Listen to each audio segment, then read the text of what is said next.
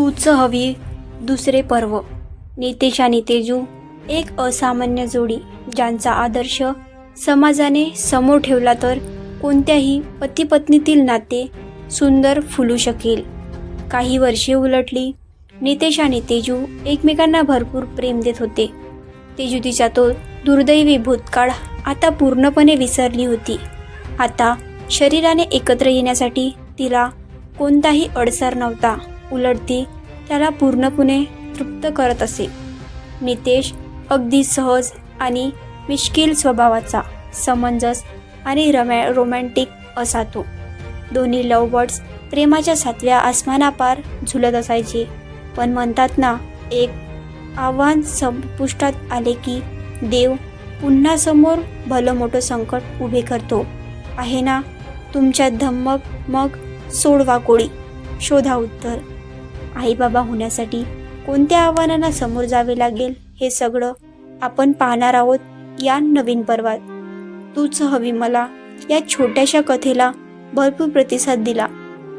नितेश आणि तेजू सर्वांच्या मनात एक वेगळे स्थान निर्माण करून गेले आहेत. त्यामुळे आशा आहे की या कथेचे दुसरे पर्व ऐकायला आवडेल तुम्हाला. नितेश आणि तेजू एक असामान्य जोडी, ज्यांचा आदर्श समाजाने समोर ठेवला तर कोणत्याही पती पत्नीतील नाते सुंदर फुलू शकेल. नमस्कार, मी तेजू. तूच हवी मला या कथेतून तुम्ही माझ्यावर आणि नितेशवर भरपूर प्रेम केलं. आमचा संघर्ष आणि कठीण काळ पाहिला. आज जे सुखाचे दिवस जगतोय तिथवर येण्यासाठी आम्ही काय अग्निदिव्य पार केले याचे तुम्ही सर्व साक्षीदार आहात. आज मी खरंच आनंदात आहे. पण या आनंदाच्या क्षणी माझे डोळे निरंतर वाहत आहे. मनाला काही, हृदयाला तीव्र वेदना होत आहेत. माझ्यासारखी नशीबवान मीच की. नितेश मला पती म्हणून लाभलेला आहे. त्याने काय नाही केलं माझ्यासाठी. आजही तो केवळ माझ्यासाठी इतका मोठा त्याग करत आहे. त्याग, एका पतीने पत्नीच्या सुखासाठी केलेला त्याग. जगाच्या पाठीवर कोणतेही दुःख मला स्पर्श करू नये. मी जीवनात कायम आनंदी राहावं यासाठी काहीही करायला तयार असणारा माझा नवरा आज हा त्याग करायला जड हृदयाने का होईना तयार झाला. पण तरीही मी माझी हृदय का रडत आहे. ह्या क्षणी माझ्या काळजाची सुरू असलेली धडधड क्षणाक्षणाला का वाढत जात आहे. माझ्या संपूर्ण शरीराला कापरे भरत आहे. अंगाची थरकाप उडत आहे. मनात धस्त होत आहे आणि थोडं अखंड वाहत आहे. मोठ्याने आक्रोश करावा वाटत आहे आज. कारण आज माझा नितेश, माझा नवरा एका दुसऱ्या स्त्रीसोबत रात्र घालवत आहे. हो, तुम्हाला कल्पनाही नाही येणार या क्षणी माझे काळीज कसे लाहीलाही होत आहेत. डोक्यात येणारे विचार थांबण्यासाठी घट्ट डोळे मिटून घेऊन दोन्ही हातांनी कान पकडून बसले आहे मी कोपऱ्यात. गुडघे पोटात घेतले आहेत आणि चेहरा दोन्ही गुडघ्यात खुपसून मी हसमून हसमून रडत आहे. कोण समजून मी स्वतःला भाग्यवान की कसले भाग्य, जिथे मीच माझ्या मर्जीने माझ्या नवऱ्याला दुसऱ्या स्त्रीकडे पाठवते. काय आहे कारण? असं काय घडलं मध्यंतरी की मला हे पाऊल उचलावे लागले? आता पूर्वीसारखं त्याला सुख देण्यात मी असमर्थ नाही. ते तर मी त्याला भरपूर देऊ शकत होते. तरीही हा असा निर्णय मी का घेतला? एकतर मग ही आहे त्यामागची कहाणी. त्याग, जो त्याने माझ्यासाठी आणि मी त्याच्यासाठी केला. हे आहे एक त्याग पर्व, जिथे आई होण्याचा हट्टापुढे आणि लालसेपुढे आम्ही हरलो आणि आम्हाला करावा लागला हा आयुष्यभराची कडू आठवण देत राहणारा त्याग. जगातील सर्व नाती एका बाजूला आणि पती पत्नी हे नातं एका बाजूला, जिथे आपला नवरा फक्त आपला असतो, त्याच्या प्रेमावर संपूर्ण हक्क आपला असतो आणि त्याच्या हृदयावर मनावर फक्त आणि फक्त मीच आहे, ही भावना जगातील सर्वोत्तम भावना असते. तशीच भावना प्रत्येक नवऱ्याच्या मनात सुद्धा असते. ज्या प्रेमाची हकदार माझी पत्नी आहे, ते प्रेम जेव्हा इतर कोणाला द्यायची वेळ येते, तेव्हा त्याच्या मनात काय होत असेल याची कल्पनाही मी करू शकत. आपल्या पत्नीच्या जागी इतर कोणाला तरी पाहून तिच्यावर तितक्याच उत्कृष्टेने प्रेम करायचे एका त्यागापेक्षा कमी नाही. पण हा त्याग त्याने केला. तो तयार झाला, कारण त्याला मीच शपथ घातली होती आणि माझी शपथ तो कधी मोडणार नव्हता. शेवटी मला जगातील प्रत्येक सुख द्यायची त्याच्यात इच्छा होती. मग माझी ही इच्छा सुद्धा त्याने पूर्ण केली. मनावर एक भला मोठा दगड ठेवून त्याने माझी ही इच्छा पूर्ण केली. पण आता ह्या क्षणी का मला पश्चाताप होतोय? आज ती काळोखी रात्र जेव्हा तो दुसऱ्या स्त्रीशी संग करत आहे, काय एका क्षणासाठी मला वाटलं की मी ही चूक करायला नको होतं का? माझं काळीज तीड तीड तुटत आहे. ज्या प्रकारे प्रत्येक दिवशी तो माझ्यावर प्रेमाचा वर्षाव करत असायचा, तो प्रत्यक्षात नजरेसमोर येत आहे. पण तिथे मी नसून दुसरी स्त्री आहे हे पाहून मन संतापून उठत आहे, आक्रदूत उठत आहे. आजची ही भयानक रात्र कधी संपेल का? मला आजही आठवतो तो दिवस जेव्हा माझा स्वीकार सर्वांनी आनंदाने केला होता.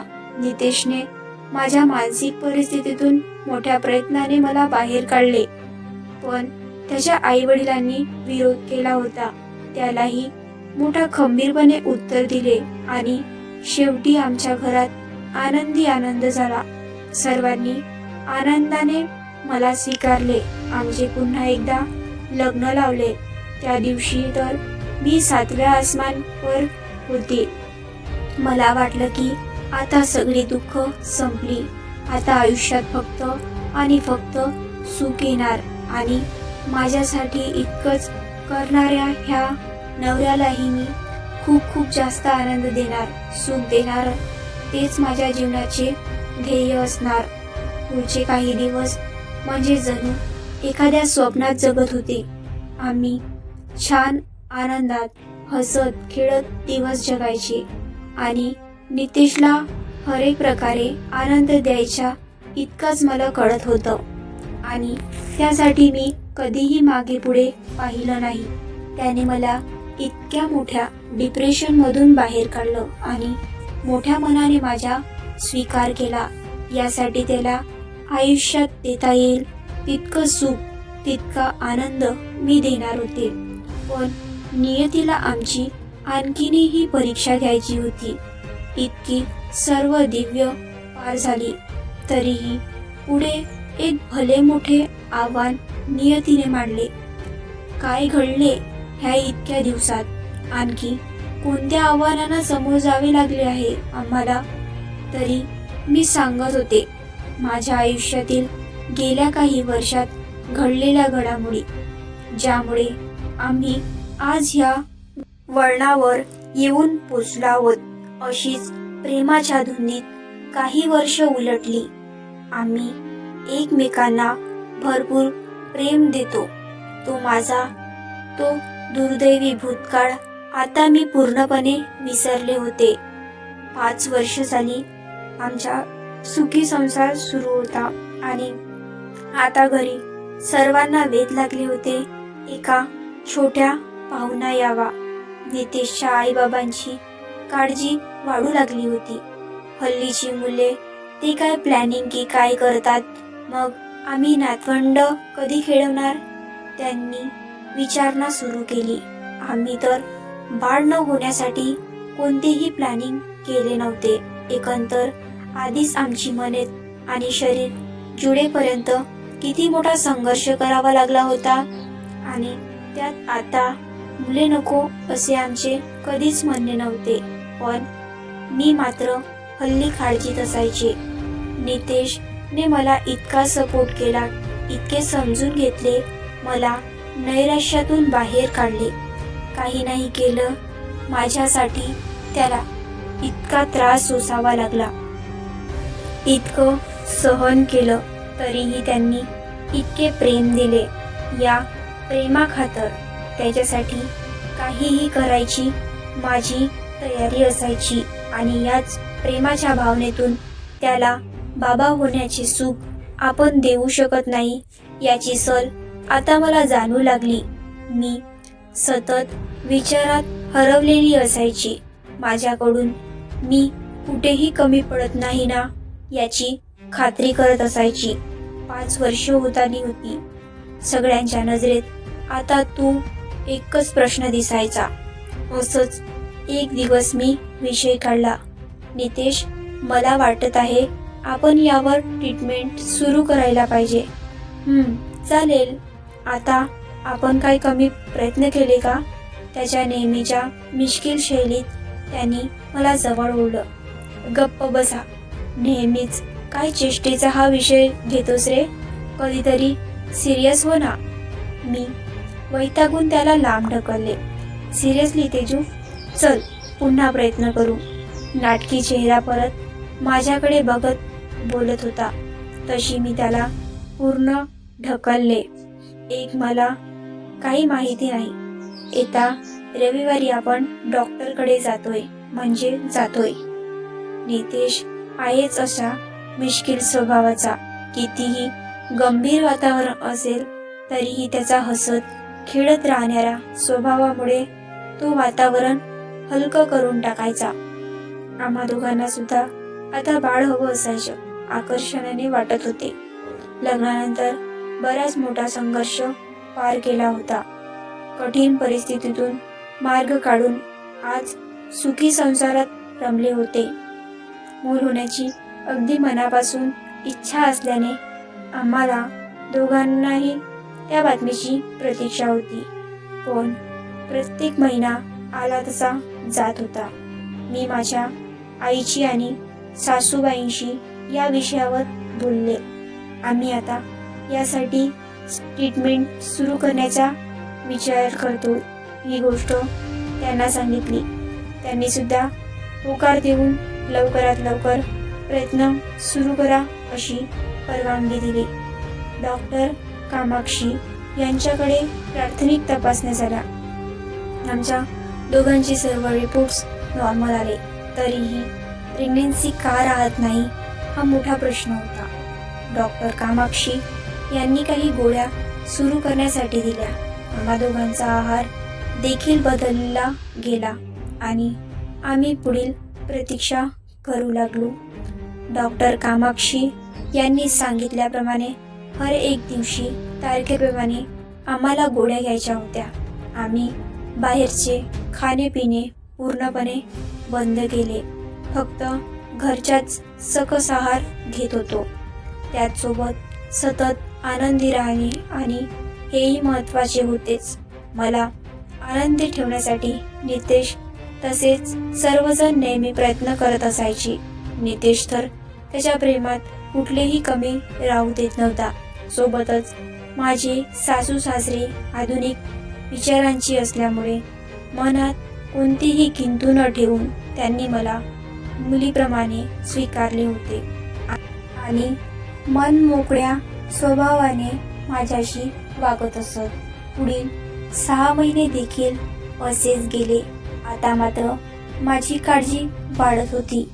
डॉक्टर कामाक्षी यांनी दिलेला हा अगदी प्राथमिक उपचार होता, पण याने सुद्धा काही फरक पडला नाही म्हटल्यावर एक प्रॉपर ट्रीटमेंट सुरू करण्याची गरज होती. मग त्याने एक पर्याय सुचवला. ती एक वैद्यकीय प्रक्रिया होती. ती प्रक्रिया ऐकून माझे मन तिथूनच सुन्न झालं. काहीशी भीती वाटायला लागली, पण नितेश होताच मला आधार देण्यासाठी. नितेश आपलं नक्की काय चुकत असेल? त्यांनी मला बोलतं केलं होतं. काहीच नाही वेडाबाई, पण कधी कधी आपले प्रयत्न अमर्यादित असतात. तिथेच तर आपल्याला याला वैद्यकीय मदत घ्यावी लागते, त्याने समजावले. मला वेडाबाई म्हणत हसत हसत कोणतीही अवघड गोष्ट समजावून सांगायची ही त्याची नेहमीचीच पद्धत होती. आम्हा दोघांनाही कोणताच दोष आढळून आला नव्हता, तरीही अशी क्लिष्ट प्रतिक्रिया करावी लागत होती. माझे मन राहून राहून मलाच खात होते. मीच कुठेतरी कमी पडत असणार. पूर्वी जशी मी त्याला सुख देण्यात असमर्थ होते, तशीच आता शुक्राची ग्रहण करून गर्भधारण करण्यास कमी पडत आहे असे वाटू लागले. माझ्या मनातील ही चलबिचल नितेशने लगेच ओळखली. तेजू, उगीच वेड्यासारखं काहीही विचार करू नको. तू कधीच कुठेही कमी पडत नाहीस. मग मला दिवस का राहत नाहीत नितेश? मला लवकरात लवकर तुला बाबा होण्याचं सुख द्यायचं आहे रे. तुझ्या बाळाची आई व्हायचं आहे. माझी खूप मनापासून इच्छा आहे. मला माहिती आहे वेडाबाई, म्हणून तर डॉक्टरांनी सांगितलेली वैद्यकीय प्रक्रिया करण्याचा आपण निर्णय घेतला आहे. या नाही तर त्या मार्गाने आपण नक्कीच आई बाबा होऊ. ते जास्त महत्वाचं नाही का? त्याने खूप छान समजून खालून ती वैद्यकीय प्रक्रियासाठी माझ्या मनाची तयारी करून घेतली. हे नवीन पर्व तुम्हाला कसे वाटत आहे हे कमेंट करून नक्की सांगा आणि आपल्या चॅनलला सबस्क्राईब करून टाका. धन्यवाद.